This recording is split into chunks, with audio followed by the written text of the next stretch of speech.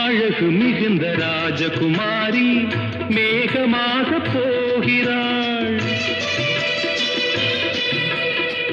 ஜரிகை நெளியும் சேலை கொண்டு மலையை மூட பார்க்கிறாள். பள்ளம் சிலர் உள்ளம் என ஏன் படைத்தான் ஆண்டவன்? பட்டம் பெற தேடுகின்றேன், எங்கே அந்த நாயகன்? மலையின் காட்சி இறைவன் ஆட்சி. செந்தாழம் பூவில் வந்தாடும் தென்றல் என் மீது மோதுதம்மா.